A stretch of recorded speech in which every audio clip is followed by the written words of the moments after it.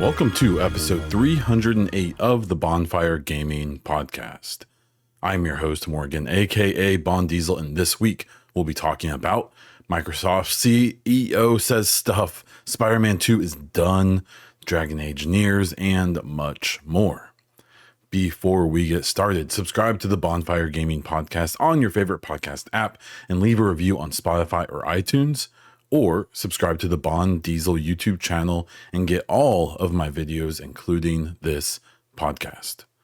Thank you to everyone who supports as the YouTube members and Twitch subscribers. If you're interested in supporting this podcast and all of my other content, please check out the links in the show description. If you have your own topics, questions, or feedback, be sure to let me know in my Discord, in the YouTube comments, or hit me up on social media at Bon Diesel or at the Baunfire. Let's get into this gaming news. Let's kick it off with Xbox. Microsoft CEO is saying stuff again. He confirms after we found out that he got a 60% raise, making, I believe it's over $70 million a year. Because why not? He confirms more games are coming to other platforms and talks about how they now own over 20 IPs that have made over $1 billion. I don't think any of this is that surprising. I've seen some criticism of his raise that it was in the Kind of Funny subreddit and gaming subreddit, people saying like, well, they laid off 2,200 people last year. How could he possibly be getting a raise? Well, that was 2,200 less people they have to pay now. And unfortunately for corporations, that isn't always a bad thing, especially if productivity stays the same or even goes up. The other thing to consider is that Microsoft has over or almost 250,000 employees worldwide. 2,000 layoffs suck. There's no defending it. It blows. Capitalism is a monster and horrible for the everyday person. But that's not very many layoffs, especially when you look at other parts of the tech industry where the layoffs often comes in the tens of thousands at a time. One thing to consider, I saw the other day that Boeing, they are currently having a dispute with a union in Boeing. And it's one of the metal worker groups, and there's 33,000 of them. It's not the whole company. It's like one part. It's probably a pretty big part of their production folks, but just this one job title, there's 33,000 of them. So again, I will never defend the layoffs. I will never, try to say that, oh no, layoffs are great. Actually, they're a good thing. But what I will, and what I have stood on for quite a while, is that they're just a reality of the business. I wish it was different. I wish it didn't work like that. But, what I wish and what the reality is are two different things.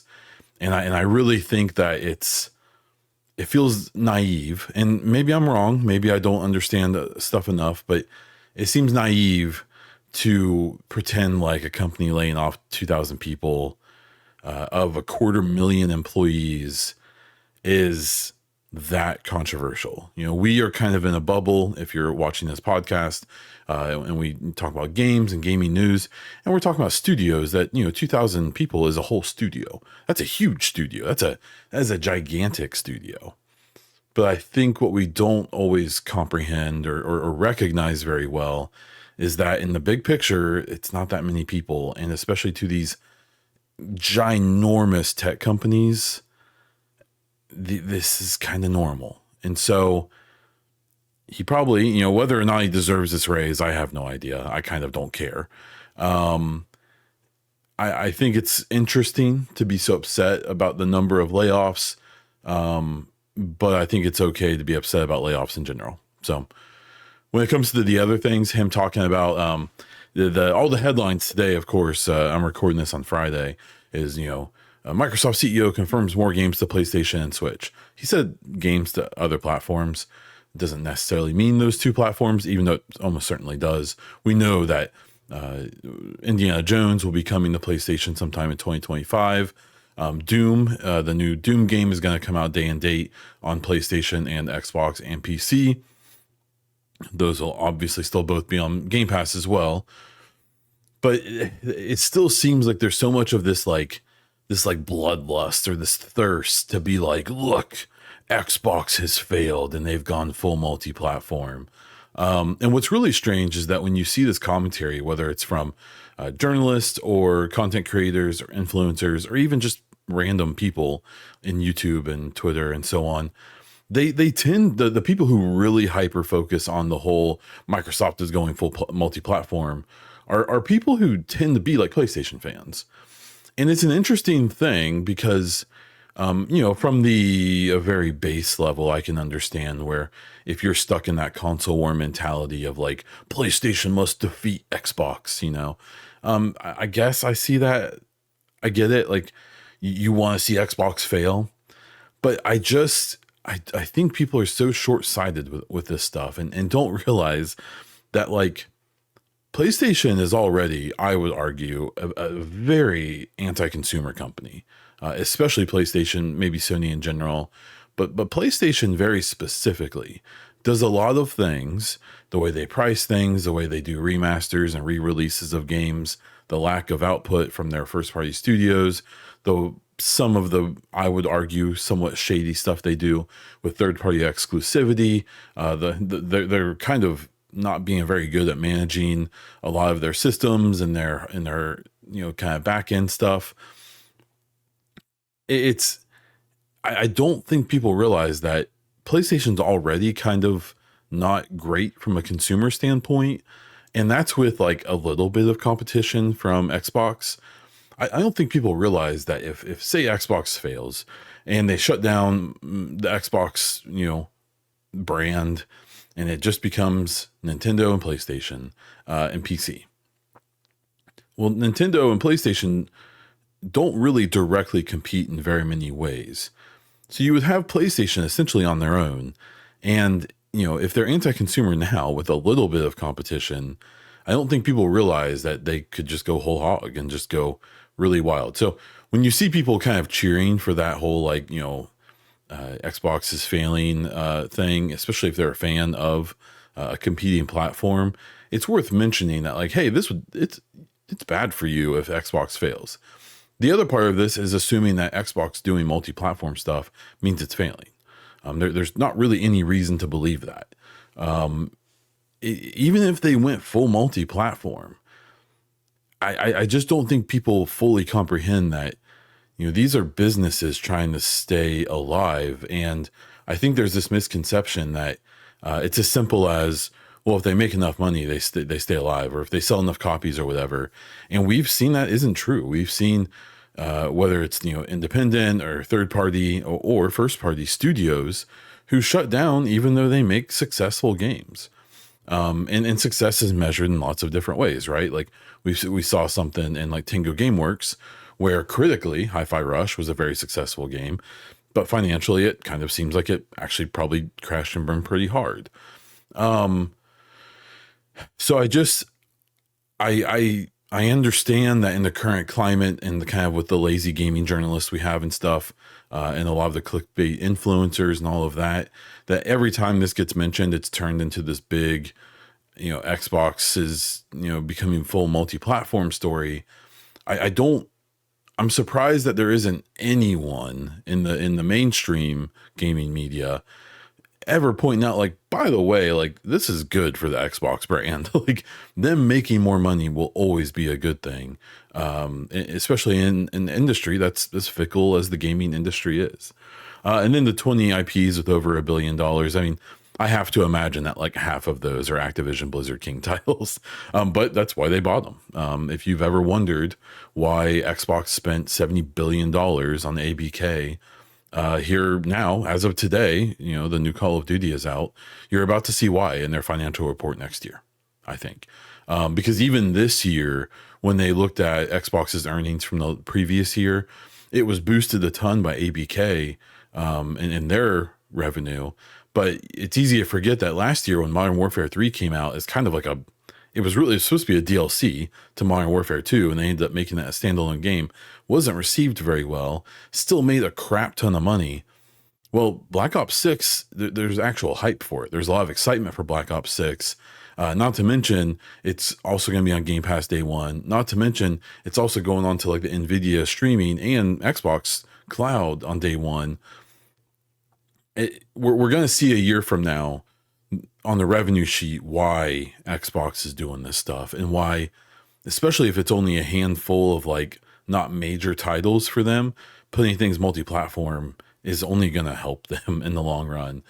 Even if it makes it hard for their own fans to defend against the people kind of ripping on them for doing it. So, yeah, rich people make too much money, layoffs suck, multi-platform stuff isn't as big of a deal as people want it to be, and Xbox has a lot of successful IP under their belt now. Hopefully they utilize it well. In another story, after almost 4 years, the Series X is now the predominant console of this generation for Xbox. Leading up to and for the last 4 years, in the split between the Series S and X, the S has been the majority of consoles sold over the last 4 years, and apparently as of October of 2024, it's now the Series X. This isn't surprising to me at all. Obviously, one thing to consider in the early days of this generation, there were two factors that really helped the Series S a lot. Three, actually. It played cross-generation games really well. So, Xbox One games that, could also play in the next gen because Xbox actually has a really good backwards compatibility system. Most of the old gen games played amazing on Series S, and if not really, really well. For the games that were cross-gen, it was great because it was more powerful than Xbox One X. It's a step up from the last gen, even if it's fairly small. It was also cheaper, and it still is. It's significantly cheaper than the Series X, and that was obviously really attractive. And if I remember correctly, in the COVID days when it came out, it was also a thing where they were available for whatever reason. I assume they were cheaper to produce, easier to produce. There was just a lot more Series S's out there. So if people wanted to get into the next gen, but they couldn't find a Series X, or they didn't have enough money for it, or they didn't really care about Series X because they were playing Fortnite or games that were, cross-gen, it was a good solution. Now here, 4 years later, especially in the last year or two, we're seeing a lot of games coming out that run on the Series S, but are pretty limited, and it probably doesn't feel great to have that for a lot of people, right?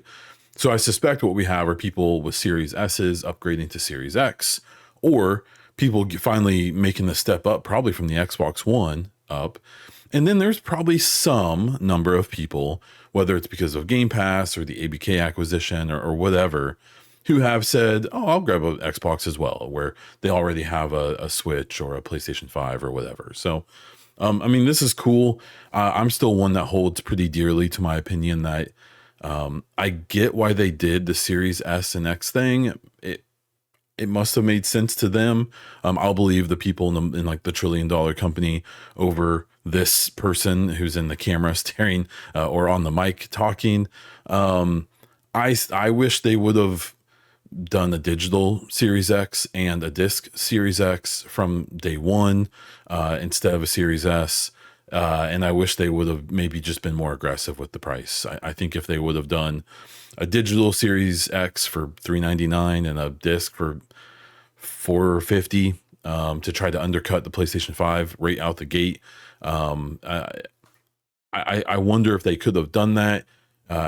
Considering the R&D savings and the production savings of making a whole separate piece of hardware, I have to imagine that would have equaled out in some capacity.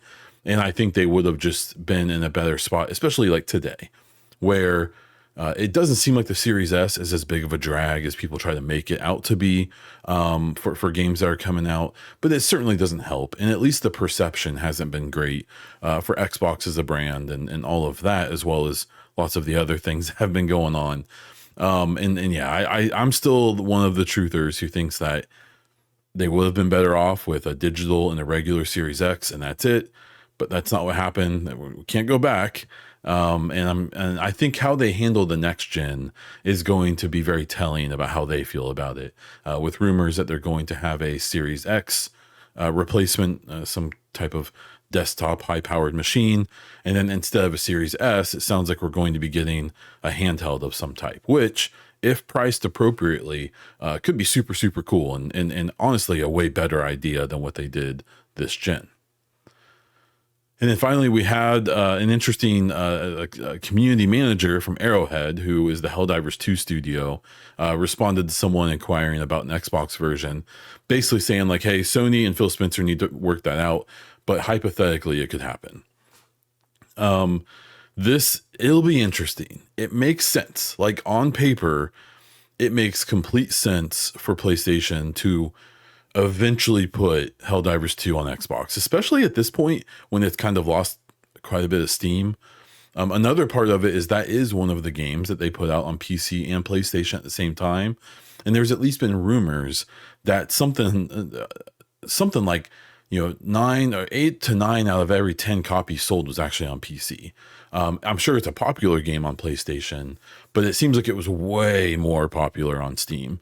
And if that's true, or even if it's close to being true, I feel like that calculus works out a little bit more for them to be like, fine, we'll put it on Xbox after a year or whatever. It wouldn't be the first time a PlayStation, symbol pops up on your screen when you start an Xbox game. The MLB, the show, is made by a first-party studio under Sony and PlayStation, but due to the fact that the license to make those games it belongs to the MLB and it's being like leased to Sony, the MLB said, "No, you guys need to put that on Xbox," and so they complied because that probably makes them a lot of money. So it'll be interesting. We already have a few Xbox studio logos popping up over on PlayStation. It will be interesting to see if they do it the other way around. I haven't played Helldivers 2 for a while at this point. Love the game, got my money's worth. Probably will never touch it again. But it would be a welcome addition to the Xbox library, I think. And I'm sure the people still playing would love to have an infusion of new players because I believe the player numbers on Steam at least are still like pretty good, all things considered, but that definitely wanes over time. So, free the gamers, free the games. Moving over to PlayStation, we found out this week that Spider-Man 2 will not be getting any more content. I believe there were some hopes from people thinking they were going to get some more big DLCs and things like that. I did see some speculation from people like Paris Lilly saying that they think this might be an indication that we might be getting another Miles Morales type game. If you remember, after Spider-Man 1, there was a standalone game that came out about Miles Morales. And it was a lower price. It was a shorter experience. It was essentially a standalone DLC. I have some feelings about that, if you want me to be honest. I think it kind of plays into the whole thing that Sony does, where they are remastering games that aren't really that old, that probably could just get a next generation patch, that maybe don't necessarily need to be sold for $40, $50 or even a $10 upgrade to existing owners. But it's what they do. So, and it works. They sell tons of copies and their fans don't really seem to care. It doesn't, I don't see too many Sony fans getting mad about this stuff. So either it seems like it's worth it to them, or there's enough brand loyalty that they just don't care, or something in the middle. Sony attempted to make Crimson Desert, I believe this is a online MMO, a console exclusive, but the developer, Pearl Abyss, refused the offer. This is interesting, especially with a story that's coming up we'll be talking about with Black Myth Wukong, where for this to even go public is interesting because I suspect this happens every time. I wouldn't be surprised if almost every game, especially every high profile game that comes out, there's at least a poke from Xbox, from Sony, maybe from Nintendo, probably from Epic Games.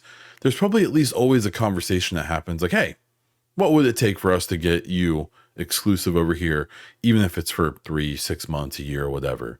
And that obviously goes through fairly often. And sometimes it's with Xbox and Game Pass. Oftentimes it's with Sony and PlayStation. Occasionally it's with Epic on their store, and that's tends to be kind of a disaster. but it's rarely public, right? Or at least sometimes it's not talked about at all, like we'll get into in a bit. So this is an interesting one. There's so much conversation, and it's always an interesting conversation to me because the current thought is that PlayStation 5 has essentially outsold the series consoles 2-1. So the idea is that there's around 60 million Sony consoles out there, PlayStation 5s of the different varieties, and there's around 30 million Xboxes out there of the different varieties. And like on paper, that doesn't look great. And so then the conversation happens of, oh, well, these companies don't want to put their games on Xbox because there's not a big enough install base. There's not enough people buying games. People don't buy games on Xbox. They only play on Game Pass and so on. But that's just like in my opinion, that's a dumb conversation. And it's probably the thinking that happened here with Pearl Abyss is, yeah, having 60 million units installed for PlayStation, that's a great consumer base to go after. But you can't turn your nose up at 30 million people too. Like, I think it's strange, and I think it's the result of a lot of things going on right now, and in the influencer industry and the game journalist industry and all of that, to pretend like 30 million consoles sold, that 30 million customers aren't worth serving. Like, if the Xbox had only sold 5 or 10 million units of their consoles, and they didn't have all the other stuff going on that they have, then I can understand, like, that probably would be a conversation of like, ugh, like, that's not very many people. We're only going to get a cut of that segment in the first place. Like, maybe these games aren't worth putting on that platform. But I just find it really hard to believe that, for the clickbaiters and for all the console war stuff, it's a nice conversation to have of like, Sony's outsold PlayStation or Xbox 2-1. But when you actually break it down to what that means for the number of consumers available, it's still pretty good for Xbox. They're obviously not beating PlayStation, at least not in direct console to console users. Xbox is very big in the PC and all that, so the conversation gets a little muddled there. But I think this is probably an example of it. But I just think the whole conversation that happens of like, oh, there's no Xbox players, so people don't want to put their games there, and that just doesn't seem to be true. It's objectively wrong. But maybe I'll be proven wrong at some other time. I didn't find any Nintendo news, so we will move on to other news from non-first party big platform companies here. So we will start off with, as of a recording of this, we are 6 days away from Dragon Age The Veilguard releasing. If you don't know, this is the first Dragon Age game in 10 years. This is BioWare's first actual release since Anthem, and then Mass Effect Andromeda shortly before that. And technically, Mass Effect: The Legendary Edition came out in 2021. It was a pretty light remaster, is what I would consider that, and not really a big giant AAA full on project. So this is interesting times. Like I keep talking about how if you follow my channel, you follow my content, you'll know that I just got into Mass Effect in 2021 with that Legendary Edition. Despite being a fan of these type of games, I just never did it until then. And now it's my favorite game. It's my favorite series. And I'm really, most of my excitement for Dragon Age has been that once Dragon Age is out, they can start working on Mass Effect. And that's kind of still where I'm at. But I'm also curious about Dreadwolf, I call it the old name, about the Veilguard for a few reasons. I'm curious to what a BioWare game looks like in 2024. I'm hopeful for them having kind of a comeback moment. I think that, there's a lot of conversation about the Veilguard and how important it is for BioWare to continue its existence. I have kind of understated those fears a bit. Some people who know people have given me the impression that even the devs at BioWare feel like this actually probably is a pretty important thing for their studio's future. So we'll see how that plays out. I'm also just curious to get a game like this after we got something like Baldur's Gate 3 last year, which is arguably the best game or one of the best games in the last 5 to 10 years, arguably one of the best games ever made, at least in my opinion. and really brought a lot of people into that genre, into Dungeons and Dragons and turn-based combat and all of that, that may not have normally been. I feel like Dragon Age, it'll be interesting to see how it's received, because it's going to have a lot of the similar elements. But even though people love Baldur's Gate 3, a lot of the people who love it, including me, don't love the turn-based combat. And we're going to be getting a comparable experience with Dragon Age The Veilguard, but it's going to be this action RPG type of game, the more normie style of game here. And it's not just an action RPG, but at least in my opinion, it looks like a ton of fun. It looks like there's been comparisons to like the God of War style combat and all of that, but even more like a little bit more arcadey and more fun, and not as weighty maybe as that game. I'm just curious. We have the review embargo is coming up this coming Monday on October 28th. And that's going to be interesting. I think, I suspect it's going to review well. I've been saying for a while, I think that like an 80 Metacritic score is like the base, and that it could potentially be way higher than that. But obviously we'll have to wait and see, what actually happens. I do believe that it's probably fairly important that it scores fairly well. I'm a little concerned that if you haven't followed this game too much, there's lots of quote unquote controversy around it, even though that controversy is definitely stirred up in pretty large part by a relatively small number of like really pathetic people.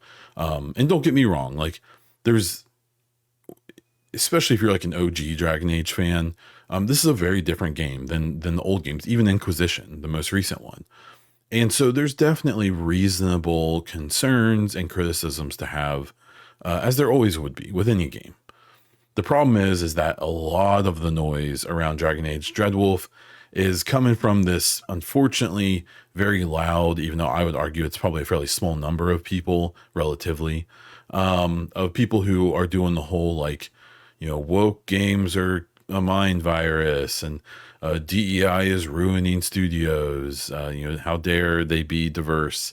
And especially with Dragon Age, there in the character creator, there's an option if you choose to pick it, to present your character as having what's called like top scars. So in theory, someone who, it could be someone who's had breast cancer.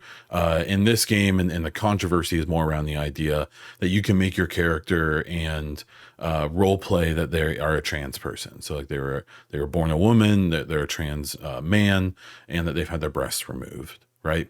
And there's the option to have someone presenting like that as your main character, as your character. And it's so frustrating that this kind of stuff becomes the focal point of these weirdos who are obsessed with this stuff. Because if you just talk to a random person about this, if you like, I have a good example of one of my coworkers. He's really into BioWare games. We love this stuff. And when we were talking, I was like, did you see any people talking about this stuff? Because I'm a little more tuned into this side of things. And he's a dad. He does his own thing. He just also plays games. He's like, yeah, I saw something about that. He's like, I don't even like, why? Who cares? Like, that doesn't affect me at all. It doesn't offend me. It makes some people happy. How can that be a bad thing? Right. And I think if you get off the internet and you touch grass, as they say, and you talk to actual humans, not weirdos on Twitter and YouTube and all of that, you'll find that, at best, people are advocates and very supportive of, DEI and woke stuff and supporting trans people and stuff. But on the other side of the spectrum isn't people who like hate that stuff. It's people who just kind of don't care. And on the internet, that's not what you get. On the internet, you get the other half are these like psychopaths who are obsessed with this stuff in a really negative and toxic way. But in the real world, at worst, obviously there's bad examples. There's examples of people who are just as toxic and just as awful in the real world, but they're way smaller, way less represented. And I would say that the vast majority of people are just kind of like bygones, are like, that's cool. Like, whatever. Like, I don't know. I'm not going to do that, but I'm glad it's there for the people who want it, I guess. But it's not like an obsession and something to be mad about and upset about.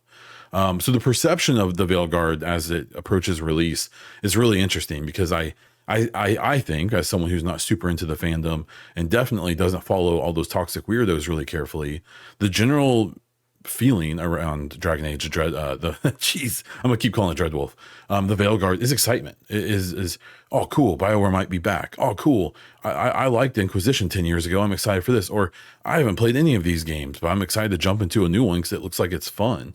And like, you know, that character is like super hot. I want to romance them or whatever. Like, I think the general feeling is excitement. You know, within the Dragon Age community, there's some stuff going on there that isn't in the whole woke DEI, all of that stuff. It's people wishing that they would just remake Origins, and that's just not going to happen, right? At least not right now. You know, that this game is different than the other ones, even though if you look at all 4 now of the Dragon Age games, they've all been very different from each other. And then you have that one group of people you kind of have to ignore. So what I'm hoping for is it comes out, gets a really solid Metacritic, OpenCritic score, you know, 85, maybe up to 90. That'd be awesome. We do get that sentiment of like, oh yeah, BioWare's back, let's go. The sales are going to be interesting because we've seen multiple examples of games in the last, you know, few years of games that review extremely well, get 80 plus, 90 plus review scores, and then don't sell very well. And unfortunately, in the industry we're currently in, you would almost rather sell 20 million copies and get a 70 Metacritic score than get a 90 Metacritic score and sell 2 million copies. Because that's, you know, it's the money talks, right? So where you have, you know, that situation. So I'm hoping like a good minimum would be like probably 5 million to move for Dragon Age. They would probably love to see 10 million plus, obviously. And I think that's pretty attainable. I think this game is also coming out at a good moment. It's been a year since Baldur's Gate 3. We've had a bunch of JRPGs, but that doesn't appeal to a lot of the same audience, at least I think, that Dragon Age will, which is me. I'm being selfish here. And then, you know, we had games like Avowed and stuff get moved out. So anything that was going to compete with Dragon Age isn't going to at this point. So I have pretty high hopes for them. I also have high hopes for the following week is the Mass Effect anniversary kind of celebration day called N7 Day. It happens on November 7th. And there's been tons of speculation and interest in what that will bring because it's so close to the release of Veilguard. And they've released these like tidbits of teases and stuff for the last 3 or 4 years now about the next Mass Effect game. So everyone's kind of curious, like, are they going to try to stay out of Veilguard's way and not really announce much and then wait until next year or the year after to do a big blowout? Or are they going to use the excitement around the Veilguard to kind of amplify, hey, we're making another Mass Effect. Look, especially you developers, you know, you can come and work on it. Hey, come here. Well, also that helps the Veilguard as well. We'll have to see what they do. I will definitely be covering it and doing tons of videos and podcasts and content about it. So I encourage, if you care about BioWare stuff, Dragon Age, or Mass Effect, to keep a close eye on all of my socials and channels and all of my content. Moving to Black Myth Wukong, it has been ESRB rated for Xbox. Ha ha ha ha ha ha ha ha. I don't know why I'm laughing. Nothing's been proven. So the big thing around this game, and it's ongoing, you definitely see that there's people who either believe one thing or another about Black Myth Wukong. It's either you think that the rumor that the Xbox Series S was having issues with this game, so they couldn't release it day and date with PlayStation 5, and that's why it's, you know, presumably about ready to come out on Xbox. Curiously, you know, probably exactly 6 months later. We'll see. The other thing that you find people believe, and this is where I stand, is that we had Xbox say multiple times, addressing Black Myth Wukong, that they can't control what deals studios make with other platforms. They said that twice officially. And then there were rumors from various people in the industry, journalists and so on, that they had been told that there was some kind of marketing deal or some kind of exclusivity deal that was made last minute between PlayStation and the studio. The studio, I don't believe, has ever come up and straight up denied it. PlayStation would never comment on this because why would they? And we will probably just never know. I would say that if, you know, it seems like this game is coming out on Xbox sooner and later, If it just happens to release exactly 3 months later, or 6 months later, or 12 months later, I think that's our answer. That seems like a pretty obvious, oh, that deal's up, let's release it immediately situation. But I don't expect to ever get confirmation either way. I kind of don't care. It doesn't matter. But all of the platforms make these deals. Like, that's not my problem. My problem is that I believe the developers at one point, before these rumors about the exclusivity deal came out, were like kind of dogging Xbox and kind of doing and saying like, oh no, or the rumor was that they were saying they couldn't release on Xbox at the same time because of the Series S, doing the old blame the Series S routine, right?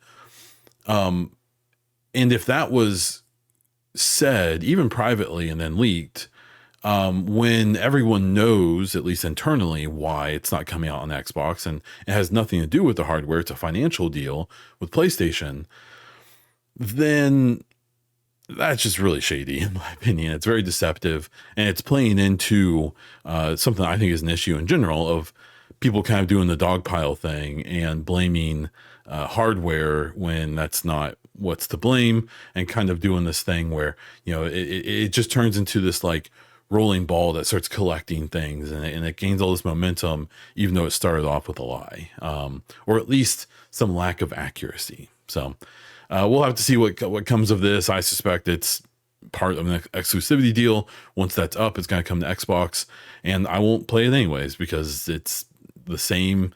This game gets released like 5 times a year.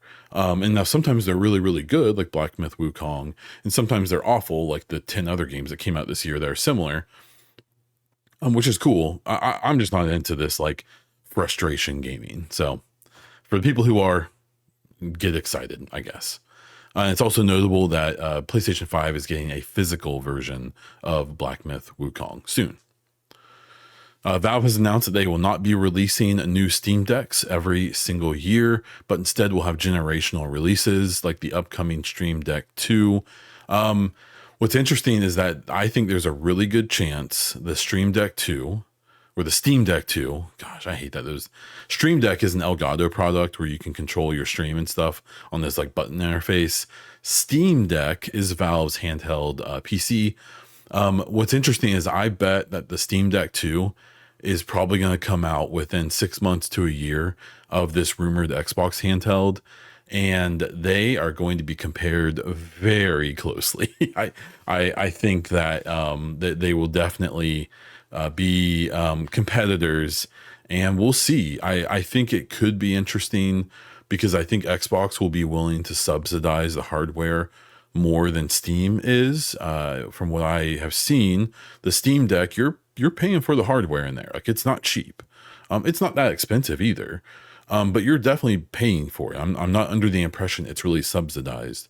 Where the Xbox, if they continue what they've done with their previous hardware, which they may not, will probably be pretty heavily subsidized. So what would be interesting is if they try to undercut the Steam Deck in cost and have like similar hardware specs, and try to say like, hey, we're just as good, plus you have Xbox built in, plus it's cheaper. Or if they would try to mirror the Steam Deck's price points, but be more powerful because they're subsidizing, right? So we'll see. I think that the handheld for Xbox has a ton of potential, and it could crash and burn pretty hard. So we'll have to wait and see. I think it all comes down to price point. Yeah. It's very curious. The Metaphor ReFantasio director is already working on another game. You can't say these guys dwell too long. So I'm curious. I'm not really super familiar with the Persona games and all of that. If they have DLC and things like that, I assume they don't. I know that in the past they've released like updated versions of the game, so I assume that's more what they do. But yeah, so if this 100+ hour JRPG hasn't been enough for you, they're working on your next experience already. We found out, and it was confirmed by Ubisoft later in the week, but this week we found out that the Prince of Persia Lost Crown, the kind of side-scrolling Metroidvania type Prince of Persia game that came out earlier this year, a team has been disbanded, and that they are working on new projects, but they were not laid off. This reaction was interesting. Through the year, I've seen people saying like, "Oh man, this game's awesome! It's like gonna be one of my games of the year." And then the reasoning that was given for this team being disbanded and then them not doing the sequel they proposed was it just didn't make enough money. A big blame on this has been that they made the game Epic Game Store exclusive. And it's not on Steam, which is fair, or it didn't release on Steam at least the day one. As well as it being stuck on Ubisoft's own launcher, which a lot of people hate, including myself. I think it's kind of awful. I've seen some people criticize that it wasn't marketed enough. This game was marketed like crazy, so I think that's kind of a dumb criticism. I think it's interesting that basically Ubisoft did this kind of weird thing, and it turned out really good, and people liked it. But it didn't make enough money, and so they didn't lay the people off, even though in their current situation that wouldn't have been surprising. They're putting them on a different project. There's so much outrage about this, and I would do anything to be able to snap my finger. And all the people criticizing Ubisoft for doing this, saying that they love this game, I would love to know what percentage of them bought this game, because I bet it is under 50%. I bet it is a very small number of people who, if they all actually bought the game, maybe it wouldn't be in this situation. It probably would be, but maybe they wouldn't. So I personally didn't like the game that much. It's not really my style of game anyways. I like Metroidvania games, but I'm kind of picky about them. This one wasn't really for me, even though I recognized, for people who are really into that style of game, I totally get it. I could only get so into it. Hazelight Studio, maker of It Takes Two, their next game is going to be called Split Fiction. That'll be a really interesting one. That is the one, of course, I'm not going to be able to remember his name, who on the Game Awards years ago flipped off the camera and said like F the Oscars or whatever. So that studio, every game they make is good. And it's weird because all of their games are like single screen co-op. Or multi-screen co-op. I think that It Takes Two, you could play on two different consoles or platforms. And it won Game of the Year. Like It Takes Two won Game of the Year. Now that was a arguably kind of weak year for games. It wasn't hyper competitive. There were definitely some games I thought could have won over it. But when you're able to take a co-op required story game that isn't like cutting edge graphics, isn't doing anything. The story is like okay. People didn't really love it. They actually kind of didn't like the characters to a point. But the gameplay was just so varied and so well made, and just mechanically it was so good that it's able to win Game of the Year as being kind of like a niche game. Like, good for them. And I bet there's a lot more people excited for this than you probably realize. The 2K Games motion capture workers are trying to unionize. This isn't that surprising. This is happening. A ton of QA workers have unionized. We're even getting a lot more just kind of like regular devs organizing and becoming unionized. This one was interesting more to me because of the reaction from the head of 2K. And he basically was like, well, they don't need to unionize. We'll just try to make our communication better with them. It's like, oh no, like, no, man, that's not how it's going to work. Your communication is going to be perfect with them when they have representation. So I think it's interesting that to see this, this dude is probably making $100 million a year being like, oh, come on, guys, we'll just talk better. We'll give you what you want. That's not what they want. They want assurances, and I don't blame them. The best developer in the world, Fantastic, known for their huge, hilarious failure the day before. Their Kickstarter for their new game has failed. They tried to raise money for a new game after a big announcement how they're going to do everything right this time, and it's all on the up and up, and everything's definitely cool. Also, when they announced that Kickstarter for a new game, they released this like clearly asset flipped, like Fall Guys type game, and it was terrible. Well, that Kickstarter failed. They didn't raise enough money. They're very sad. So they're shutting down the studio and they're going to go away forever. I'm just kidding. They said, yep, our Kickstarter didn't work. So here's another game we want to make. And I don't know if it's another Kickstarter or not. I didn't see that in the story, but yeah, man, they Fantastic is so interesting because, like, to me, and I think to a lot of people, they were so clearly fraudulent from the very beginning, but a bunch of people bought into it. Like, the number of people who legitimately thought, like, the day before was going to be a real game, it'll just never, it made me lose faith in a lot of people, right? They're just going to keep trying. And at some point, I'm sure, the story will kind of lose its muster and we'll just start ignoring them completely. But I don't, unfortunately, expect them to go away anytime soon. In the last couple of stories here, Telltale has confirmed that The Wolf Among Us 2 is not canceled and continues development. I thought that was supposed to be out like a year or two ago, so I assume something's not going well there. I just want more Walking Dead. Please, Telltale, make us forget about the books that have been written about your characters since that game finished up. And Netflix is closing its only AAA game studio. This is interesting for a few reasons. One, Netflix was making a pretty legitimate push to try to get into the game industry at one point, it seemed. It was also interesting because they've been putting games on their mobile app, and like well-known games, like I believe like Vampire, the Vampire top-down game. You know what I'm talking about. Vampire Survivors, that's it.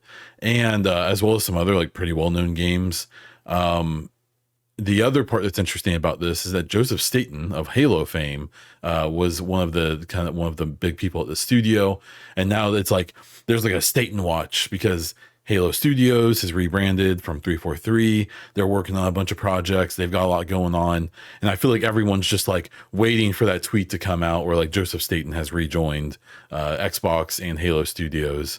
And we're doing it again. And I wouldn't be surprised at all if that happens. Moving over to a couple of content updates. I am taking off the next week. I'm taking some time to work on a bunch of stuff, to go do some fun stuff, but also for the Dragon Age The Veilguard release. I do plan on streaming it that day and over the weekend a bit. And then the following week, we have N7 Day. If you've listened to my previous podcast and videos, unfortunately, I believe that stream with Kala and N7 Legend and myself, that was supposed to happen on N7 Day. I don't think that's happening anymore. She's got stuff going on. He's not going to be available. It's all good. I have already talked to N7 Legend, and we will definitely do our post N7 Day stream again, where we'll kind of dig into all the stuff that we find out, hopefully, and kind of give our takes on it and stuff like that.